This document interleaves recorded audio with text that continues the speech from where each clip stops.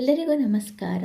ರಾಷ್ಟ್ರೀಯ ದೇಹಂಗದಾನ ಜಾಗೃತಿ ಸಮಿತಿ, ದೇಹಂಗದಾನ ಸಾಹಿತ್ಯ ಪರಿಷತ್ ಕರ್ನಾಟಕ, ಶ್ರೀಮಾತೆ ಶಾರದೆ ಸಾಹಿತ್ಯ ಸೇವಾ ವೇದಿಕೆ ಅವರು ಏರ್ಪಡಿಸಿರುವಂತಹ ವಿಶ್ವ ರಕ್ತದಾನದ ಪ್ರಯುಕ್ತ ಈ ಕವನ ಒಂದು ಓದ್ತಾ ಇದ್ದೀನಿ.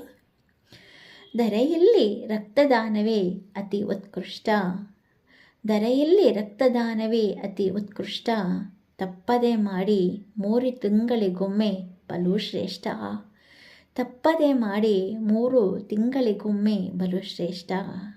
ನಿತ್ಯ 100 ಜನರಿಗೆ ಬೇಕು ಕನಿಷ್ಠ, ತಿಳುವಳಿಕೆ ಬೇಕು ಇದರ ಬಗ್ಗೆ ಗರಿಷ್ಠ. ಅಪಘಾತವಾದಾಗ ತುರ್ತು ಅಗತ್ಯ ರಕ್ತ, ಬೇಡಿಕೆಗೆ ತಕ್ಕಂತೆ ಬೇಕು ಸೂಕ್ತ, ಸರ್ಜರಿ ಸಮಯದಲ್ಲಿ ಬಲು ಉಪಯುಕ್ತ, ನಿಶಕ್ತ ಬಸುರಿ ಬಾಣಂತಿಯರಿಗೆ ಅತ್ಯಂತ ಸಶಕ್ತ.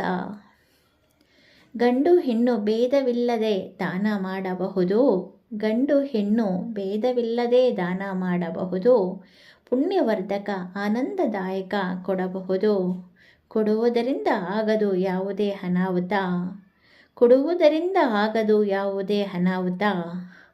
ಕೈ ಜೋಡಿಸಬೇಕು ಇದರಿಂದ ಎಲ್ಲರಿಗೂ ಹಿತ, ಕೈ ಜೋಡಿಸಬೇಕು ಇದರಿಂದ ಎಲ್ಲರಿಗೂ ಹಿತ. ಧನ್ಯವಾದಗಳು.